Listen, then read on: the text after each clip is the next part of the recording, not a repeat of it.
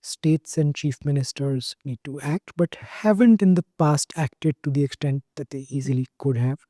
The second is that there is a demonstration effect underway now. And the third is your point that politics is much, much more complex than economics, right? The economics actually is reasonably easy to understand. I agree with you, even as a student of economics. So, where do you see these three things sort of coming together and heading to, or how could we accelerate that process? What can Well, we I do? mean, India's just more competitive in cricket. IPL has done what Ranji Trophy couldn't do. I know some people who are selectors for India. They said their job is now unemployed because 1,500 kids who are killing each other and have massive fitness show up for selections now. But the Ranji Trophy never did that. Why has streaming made Bollywood more meritocratic?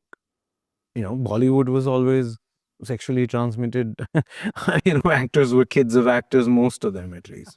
I mean, that was stupid, right? It's not that they were better actors, it was just that they had better networks, right? And it was a closed club.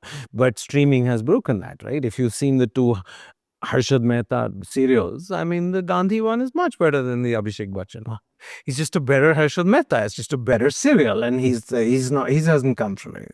So, and I think politics has become much more competitive than it used to be. I think business has become much more competitive than it used to be. Bureaucracy is still not competitive, right? And I think the bureaucracy affects economics more than it affects politics. And people don't intuitively feel that because they'll run into a district magistrate or an SP and the tehsildar. But essentially, the bureaucracy is the one holding back mass prosperity now. I don't think politicians disagree with mass prosperity. They'll do their rent seeking. But politicians have also learned that it's much more profitable to be a stationary thief than a roving bandit. It's better to get 10% of X and grow X rather than be like Lalu who went to jail for some stupid 300 crores. I mean, a tehsildar in Bangalore will be worth 300 crores.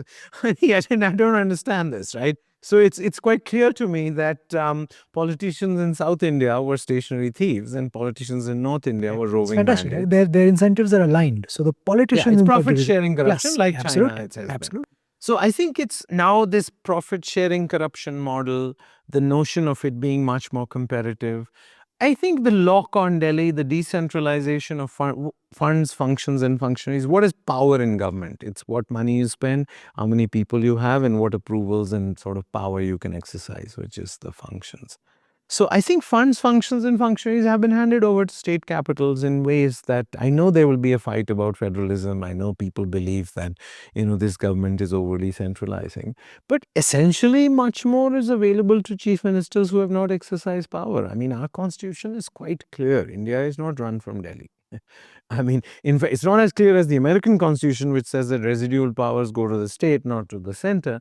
But that was a quirk of the Constituent Assembly debates. If you look at the Constituent Assembly debates between 1946 and 1947, they had given much more power to the states. But then partition happened.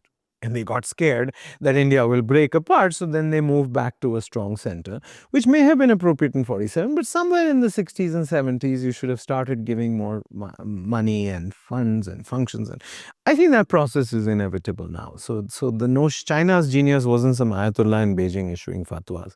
It was 200 mayors competing for investment. Yeah. So I think it's quite clear.